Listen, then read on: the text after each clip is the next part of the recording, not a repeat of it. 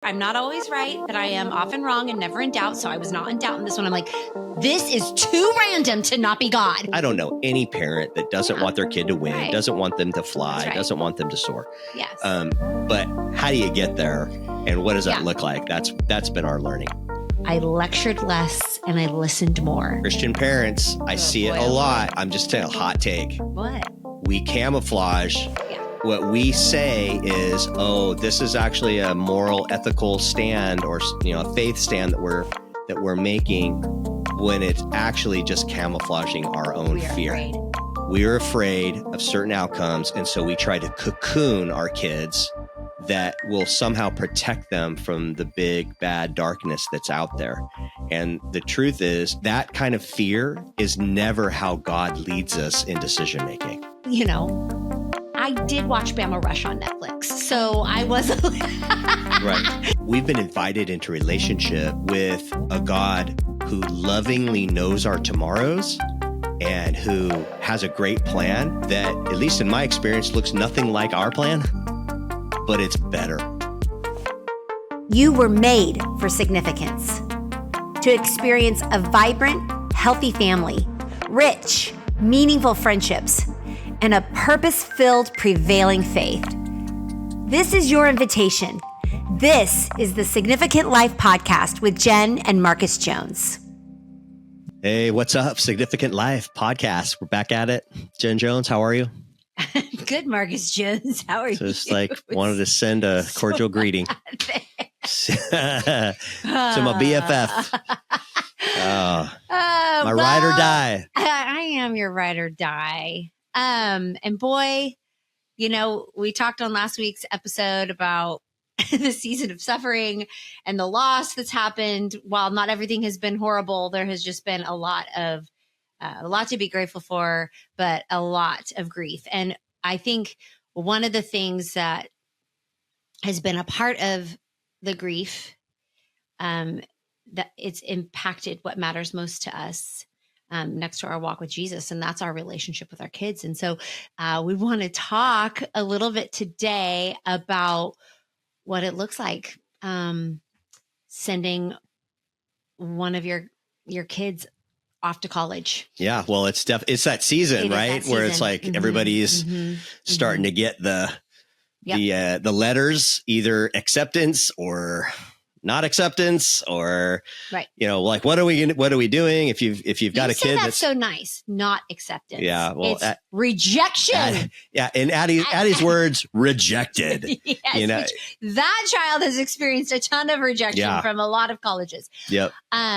So I think that we're not experts. We've had one officially launch. We're getting ready to do another one, and then we have our third that is beginning the application process. And then I will get a hot break of 2 years before we have to go through with the other one. And it's so funny because when I was having kids, there was sort of this rip the Band-Aid mentality of like, well, if this is what we're doing, we're doing nap time routines, we're loading in and out of car seats, we're potty training, we're having like let's just do it all at once. And we had our kids boom, boom, boom, boom. It was good. I was like, I decided to do that. So I lived with what that was. And honestly, it worked well for our family dynamics. It worked well for me and my wiring. What I didn't prepare for is that I was also then going to boom, boom, boom, boom, lose them all in this every single year we're launching a new one. And so we've only officially launched one, but I do kind of want to tell the story of that because it's been a year. And we learned a lot along the way. And there were some things that we actually very intentionally prepared for and planned. And then I think there were some things that we learned in the process. And I think there are some things that were taught to us even post. And post the whole, and she's gone. And so it's a lot about, if I were going to title this podcast, I would title it How to Prepare Your Child for the Path and Not the Path for the Child, right? Okay, yeah. That's good. You say that a lot. That's a big deal for us. I think that's what this is really about when it comes to launching them into college. So cards on the table. Okay. because there's lots of different philosophies of parenting, approaches to doing stuff. You know, you can argue, one way or the other. Our orientation and how we approach raising kids has been to prepare our kids for the path that they're going to walk, not try to prepare the path for the child, meaning going out in front, making sure that, every obstacle is removed. We've snow plowed everything's smooth sailing, only because it is our belief that we're not good enough as human beings to fully anticipate all the problems that there are even going to arise down the road. And that at least in our experience as humans, it's been way more about what's the character, what's the sense of core value, what are the deep abiding foundations of your life that ready you for whatever is going to come your way. And so that's kind of how we approach doing anything. And so, that you say, like launching a kid to college, or launching a kid just in general, whether they're going to college or not. It occurs to me like that was kind of always the goal from the very beginning. I never set out to have kids that I hope they live in my house for the rest of my life. Now that might've been you. No, that was not me at all. No. I was like, okay, the whole point here is I'm launching these suckers. Well, I don't know if that's exactly how I felt about it. But I mean, you don't want to do it well is my point, right? Think that's you want to job do that. Exactly. As a mom but then Jen, when it shows up and it actually is the moment of like, okay, they're actually loading up their stuff. Like they're leaving. Yeah. I'm driving away from the dormitory, which I gotta say, like, if you could have been a fly on the wall of MJ driving away, holy smokes. It wasn't pretty. Okay. But I'm just saying, like, the whole goal is to launch them well, set them up for success. I don't know any parent that doesn't want their kid to win, doesn't want them to fly, doesn't want them to soar. Yes. But how do you get there? And what does that look like? That's been our learning. Yeah. So I think I just want to kind of like tell the story. I am telling it from my perspective, our perspective, because there's also a part of the story that's her story. And so I don't profess that this is exactly how she felt, though I think if she were sitting here, she would probably see like, yeah, I knew that's what you guys thought the whole time.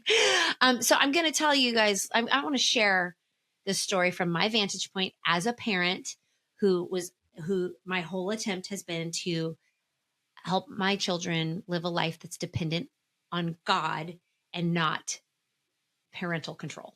Mm-hmm. And not to say that I don't have ideals and ways that I want things, but like I don't want, that's not what I was attempting to do. I wanted to model God dependence and then help them to then live out God dependence. And so it starts kind of junior year for most people who are college bound, if that is the path for your kid. And so junior year, we toured a few schools, and one of the schools that we toured, I discovered through such a random but yet divine encounter. And I tend to put 2 and 2 together on those things sometimes, and they don't always equal 4. I'm not always right, but I am often wrong and never in doubt. So I was not in doubt in this one. I'm like, this is too random to not be God. We are going here. There's something to this. Now, this is all internal. You're saying this is me. I think that's an important piece of this story, and important as parents are navigating this season and this next step is a lot of behind closed door conversations, things that you process with your significant other, not so much that you say to them.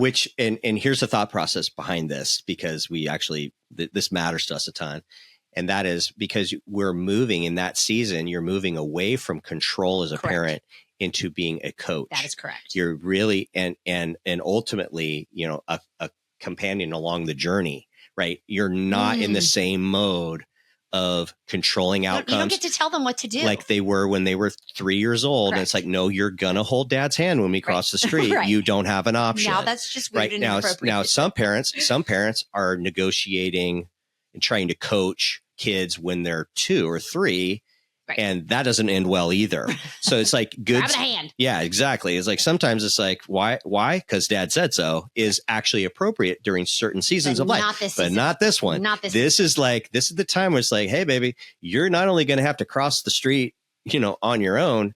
The street you walk is going to be your choice. I'm not going to be on that street. That is exactly how that's the path that we have been living out. And so we went to a few schools that junior year, and then we went to the one that I, was like, there's something to this. And I will say we're big on getting, boots on the ground, feet in the soil matters to us. And because we believe very much on like an on location sort of calling or on location sense of what God's doing there.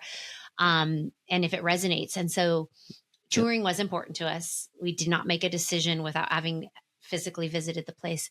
But you know, you know. Yeah.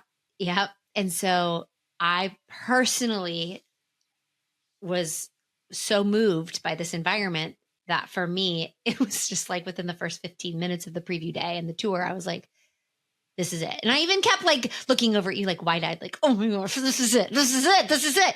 Trying to, Now, let me jump in. That's probably not your story. Well, what I was going to say is when I was there, I felt the same way once I got there. A little bit of pre-story with me, however, is I had to negotiate my own assumptions or values about what I thought was important about college earlier on in the process too.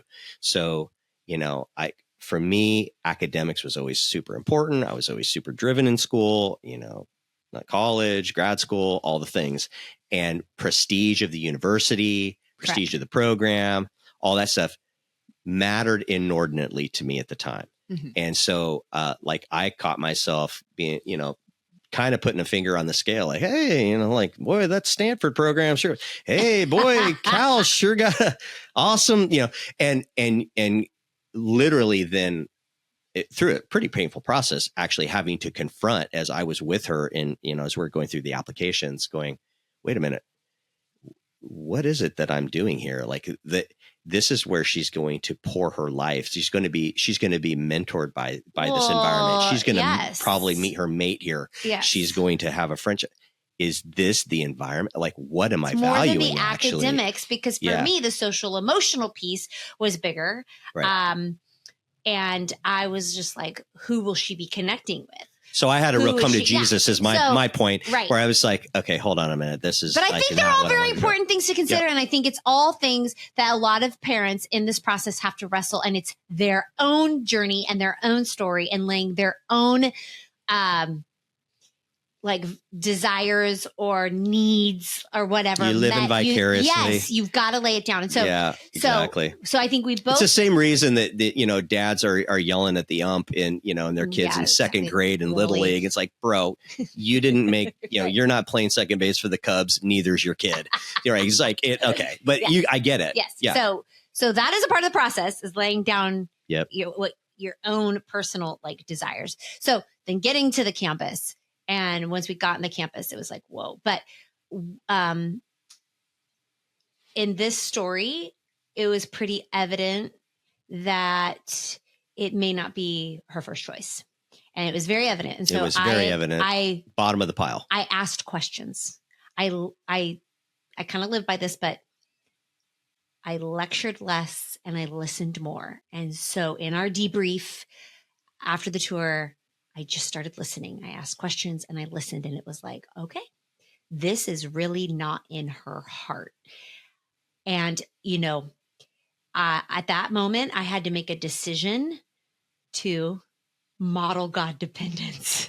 Okay. But so you just said something, and I remember this process because one of the things that we had to make a decision in this season of transitioning into coaching our kids. Yeah. And that was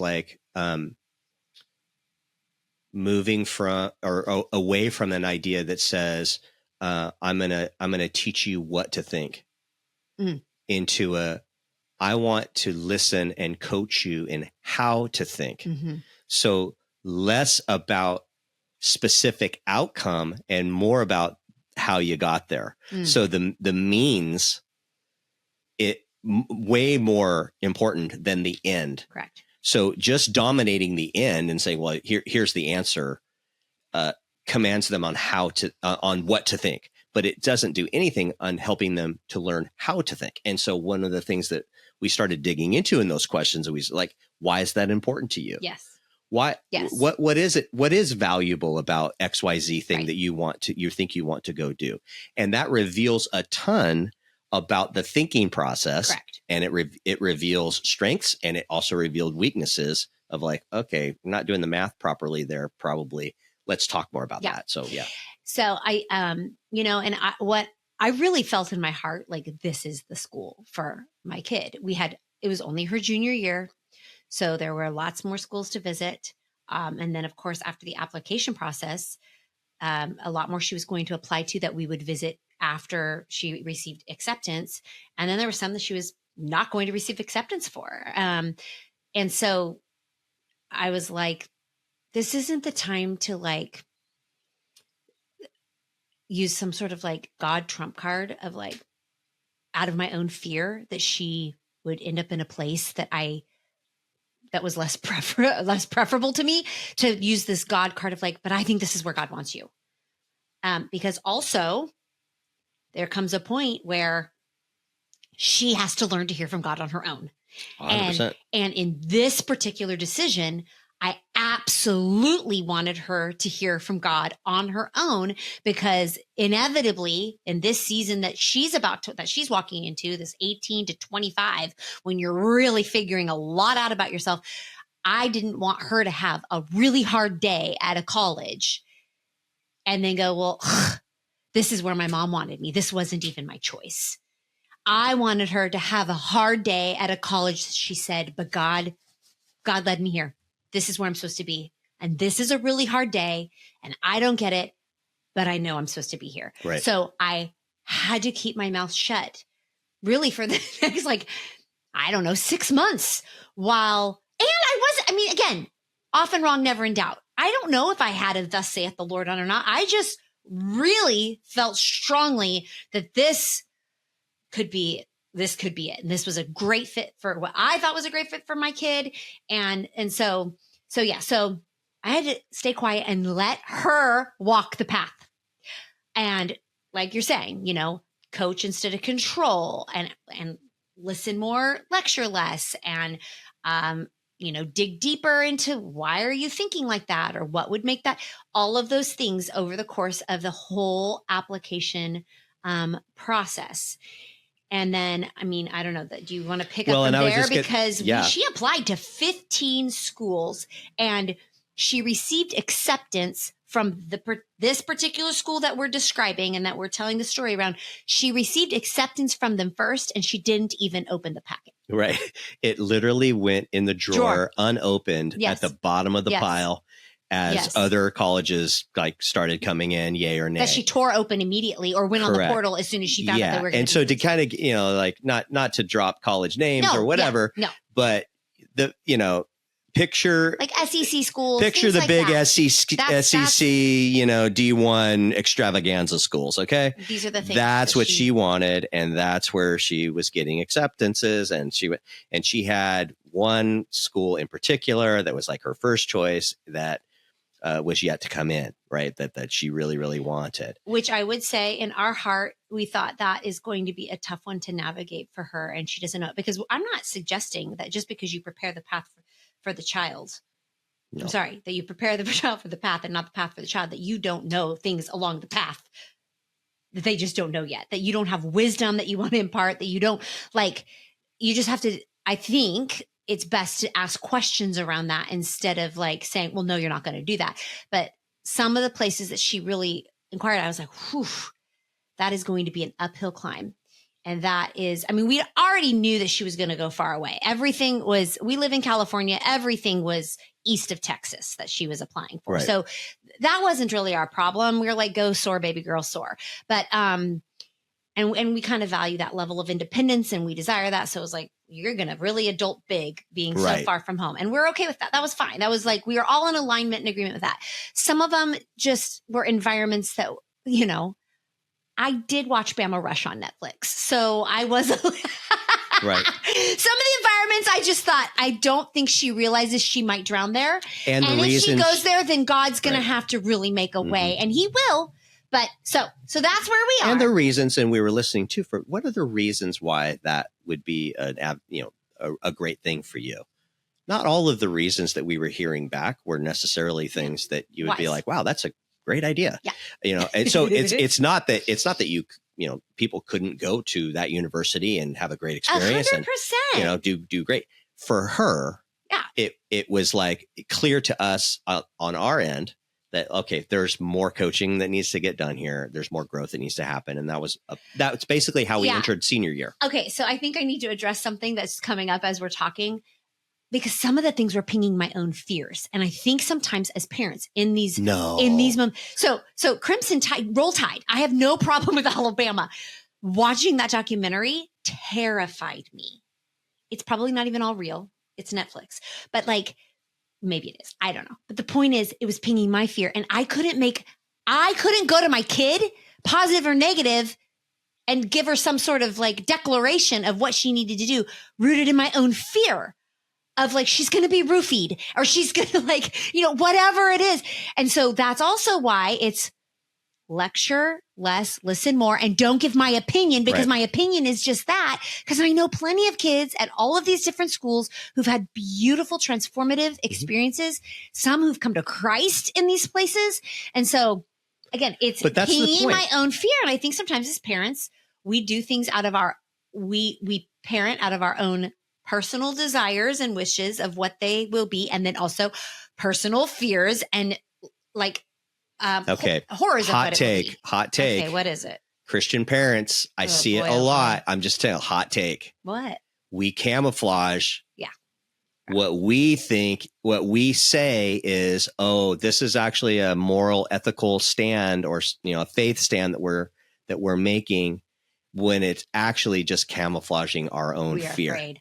We're afraid of certain outcomes, and so we try to cocoon our kids against the big bad world that's out there, and we try to construct some little bubbled enclave that will somehow protect them from the big bad darkness that's out there.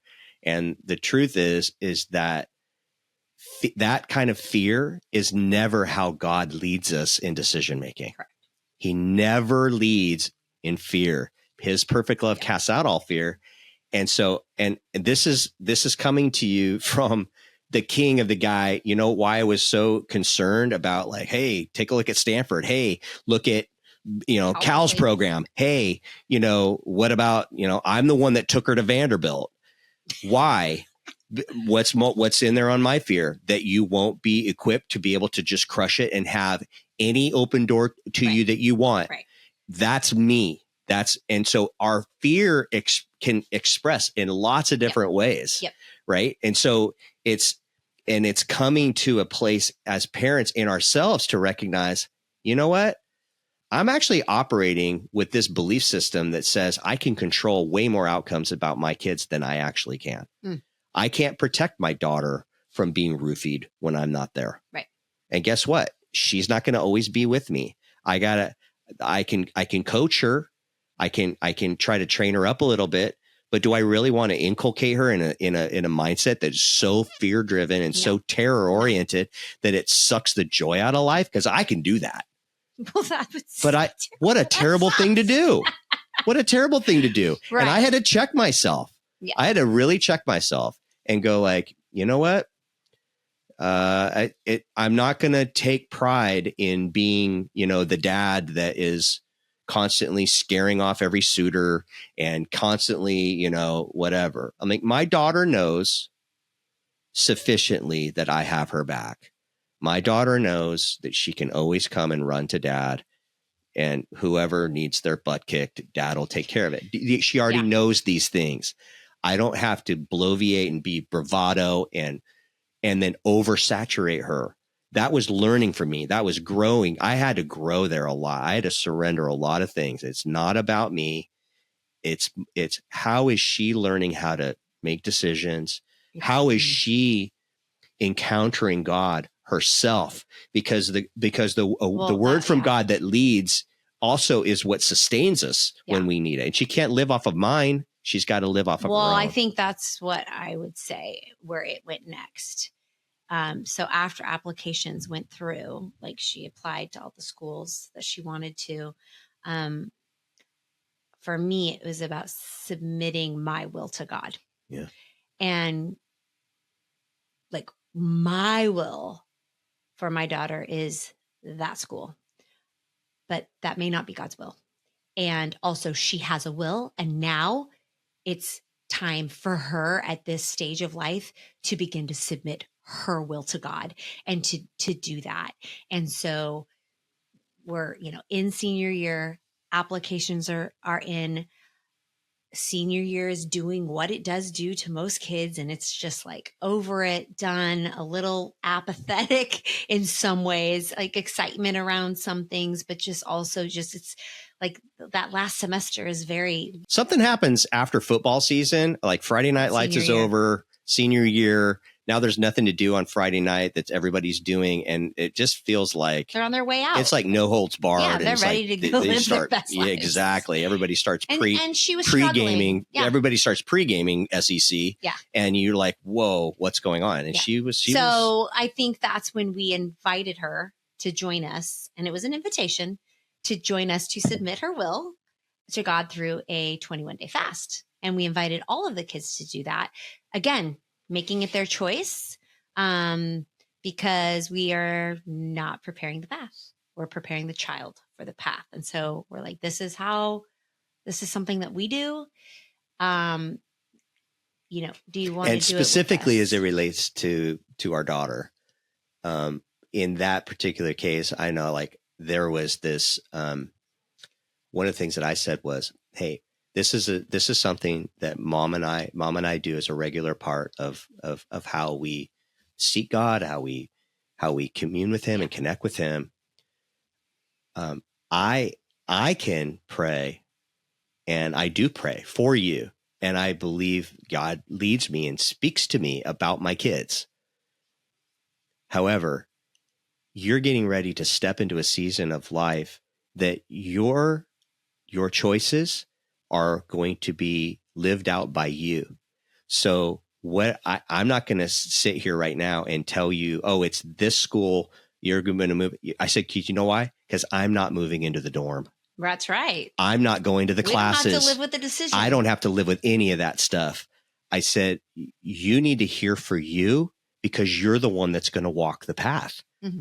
And so it's to your point of like what you said, before, where it's like, when it's hard, you got to know. You have to have a deeper knowing. And so there's this invitation to really hear from God. Like go grab a hold of him and hear from him. And much to our delight, all the everybody jumped in at their own level. We want to be clear what 21 days of fast. It wasn't 21 days. Like no coffee. It wasn't no food or it Correct. Wasn't that for any of them. That it only was that for you.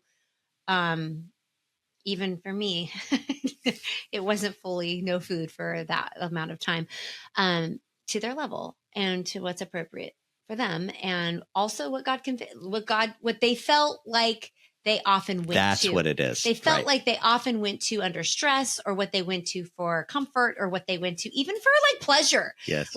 And that's what they opted to give up so that in those moments they would go to God. Right. So it was a very transformative 21 days.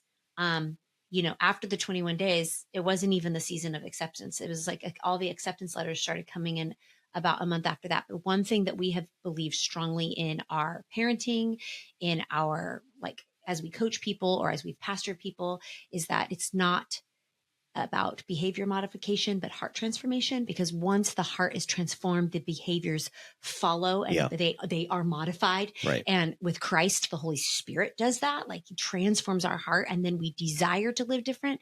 So what I would say, without any even need to make a decision, her heart was transformed.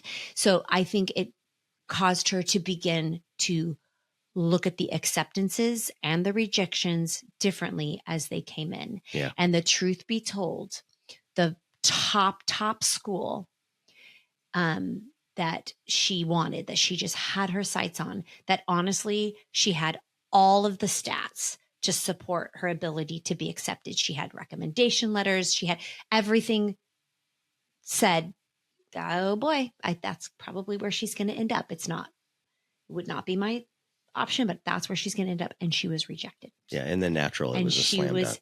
Yes, she was rejected. Right. And I will never forget, after, of course, a really hard 24 hours, her and I, oh, it'll make me cry thinking about it, but her and I went on a walk.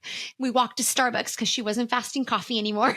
We walked to Starbucks, and I said, so, there was a part of me, a fear that would have her be mad at God. Like, why did you do that to me? Why didn't I get accepted? And so I said, so how does this make you feel? Like, what are you thinking? And she's like, well, I'm thinking, I'm really sad because I can't go there. Like, I don't want to go there. I'm like, well, I gave her option. Like, you can appeal. There's things you can do. She's like, no, Mom, I didn't get in. And I was like, okay, so how does that paint your perspective about God and what God might be saying or what God might be doing? And she's like, that he closed that door. He doesn't want me there. And that's not the school I'm supposed to go to. And that softness and that perspective, honestly, that wisdom from a young girl who just had a bit of a dream crushed, I was like, that's preparing the child for the path, because I think it is super important to not protect our children from hardships, but to help them know how to navigate when they come, because hardships are inevitable. I mean, we just talked about a season of suffering we've been in. And so resilience, having to actually accept bad news and not be protected from rejection. Well, though rejection is protection. And in this case, it very much was that for me, for my daughter, but to be able to bounce back after a rejection. And at that age in life, I mean, I remember being that old and I remember having these desires and them not working. It's like, it hits hard because there's some of the biggest rejections you've experienced up until that point, and so I was like, okay, we're going to be okay. It's still, she had a Final Four, and my school of choice actually made it into the Final Four only because she began to say, well, maybe I don't think she opened up the packet yet, but it was like, at least it came out of the drawer, and it was like, I'll consider. And so I do want to say, just to interject here, because it occurs to me anyway, say, by no means are we being prescriptive to say, it has to be a 21-day fast or whatever. And I think about the parent, you might be listening going like, man, wouldn't it be nice if my kid wouldn't, wouldn't do that or whatever. And I get it. And it's, I will say that, Mom and Dad were praying and fasting no matter what kids said. That's right. Right. I mean, we were in, and we were leading that. We were inviting them into the process, but we were Jesus first in the process, whether they wanted it or not. But I do think that one thing that caused me to smile a little bit as a parent watching her then go through that process is, God was kind along the way as well. It wasn't all just rejections. She got accepted to was arguably a very prestigious school. The most rigorous program, maybe, of all of the ones that she applied to. She was accepted to that, which was to me, so here's the whatever, the advocate going, oh my gosh, I can't believe she did that. And that worked, while at the same time, this knowing that says, oh, it was almost like the Lord was like, this has nothing to do with your value or whatever. I have something for you that is very special. And well, she acknowledged that to me, because I said, well, what about, this other prestigious school? Wow, you got into that, but it was local. And she knew she didn't want to be local. And she literally said, God knows I don't want to stay local, So I think that he just gave that to me as a nod to validate the work that I've put in. And so his kindness was very like, it spoke loudly even to her. But I do think it's because I submitted we didn't tell her what to do. And I think that's part of my, like, what I would encourage parents who are in this, like, they might even ask you, what do you think I should do? My encouragement would be to respond with a question, because like all along the way, like the things that she was beginning to discover on her own were things that I was actually thinking too. But they've got to come of age where they are learning how to think on their own. Yes. Coach And character, not the performance or the outcome. Yes. And so, long story long, because we've definitely told the story here. We definitely, have it's like told the sitting story around the fire pit here, just kicking it. But I hope that there is some, like, right, not prescriptive specifically, but a bit of a process that as we've shared this story, you have heard maybe some ways that would fit for your home and your child that is in the midst of making these decisions that would help propel you forward. Because then her and I went on a little Final Four tour of these last 4 schools so we could get boots on the ground, feet in the soil. And that's when it was very clear to her through a series of events that, like, it literally became this language of, I'd be crazy not to go here. Right. This is my school. And it was the school that I felt so strongly about the year prior. Now maybe we leave it here too, because come back to this conversation. One of the things we talked about, in the last episode, when we talked about going through hardship, we talked about the role of like who we lean into relationally.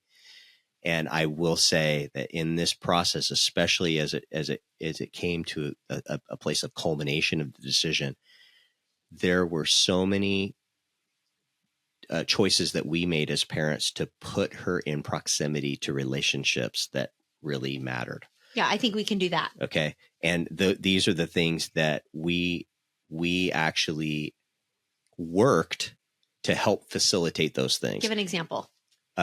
We worked to put ourselves in closer relationship with a praying college counselor that was rooting for her. That we worked. 100%. Yeah, we put her in position to be able to be in relationship with a coach or with another student that went there, or with another family. Different schools. All these all these different things, and the relationships matter. And so not walking through that in relational isolation, but so many of the epiphany moments, it occurs to me, happen as a result of relational connections with people. And those were things, God orchestrates so much, but we pursued them too. And God spoke in those times too. So in the same way that I don't want to go through hardships alone, we don't want to make big decisions in life alone. That's either. Correct. Right. So and that actually, I think it not only taught our daughter something, it probably confirmed something in her that hey, the relationships matter. Yeah. And when I'm going through something hard, relationships matter. When I'm really seeking the next big decision, relationships really matter. And because that's a core value for our home, people matter. And so that's something that we did as parents. So I just want to end here saying, like, wow, this is so cool. It worked out according to what mom and dad thought was right. And then our daughter comes to the conclusion that that's right. And isn't that so beautiful and pretty? Yep. That story, that daughter, that's how it worked. That was the process. Those were sort of the steps. We have taken the exact same steps and followed the exact same process with our next daughter that we're launching. And we'll revisit this conversation, maybe do a part 2, because where she has landed is not at all what I thought was best for her. It is not the one that it is where she is landing was not my number one choice. And I put my feet on the soil in the same way. And I did all the same things. I was like, this is it. This is it. And she is actually ending up at a completely different place than I preferred, prayed for, and declared as the school. And so I think that, and yet there is a beautiful God story there. And I have no doubt that she's going exactly where God's will is for her. Again, about submitting my will. And so I'm thinking as we end this, like, it sounds like it just works out so perfect. Like, well, look at you. It's like all these things, and it worked out perfect. There was a lot of toiling in between. That all problems get solved. Oh, she got there and everything's moved in and she's off to the races. Oh, yeah, no. I bawled my eyes out all the way home. And there have been bumps in the road and she's had challenges and other things like that. That's life. Yes. And that is the significant life. That is exactly. Nothing's broken or wrong about your life when that is what has happened. And to your point. So let's revisit this. We're going to revisit this whole thing. And we'll talk about our other daughter, which will be a big announcement anyways, because we haven't even shared where she's going. Right. But the big idea here is that we are people that are not masters of our own fate, nor are we the masters of our kids' fate, but that we've been invited into relationship with a God who lovingly knows our tomorrows and who has a great plan that, at least in my experience, looks nothing like our plan, but it's better. Yeah. And that he, we sometimes jokingly say, hey, we're bowlers, but we bowl with the bumpers up, right? We ping and we pong and we're generally headed toward the pins, but it is God who is leading and orchestrating our next for our kids. And that's the confident hope that we have, is not in some prescription or to-do list that, was even our experience in this last season, but in the overarching confidence that when we seek God and we trust him, that he will align our steps. He will orchestrate and order our steps according to his will. And that is the best possible outcome for our life, irrespective of whatever our assumptions were going to be about it. And to raise kids who are spiritually mature adults who can walk their path with confidence and conviction as well. That's exactly right. So that's our goal. All right. Well, thanks for being with us here today on. Was that fun? The Significant Life. I always love talking about my kids. I enjoyed every moment of my story. I hope that you took something away that will impact your life and nurture your home in a way that's life-giving for you today. And we will catch you next time. We'll see you next time on The Significant Life.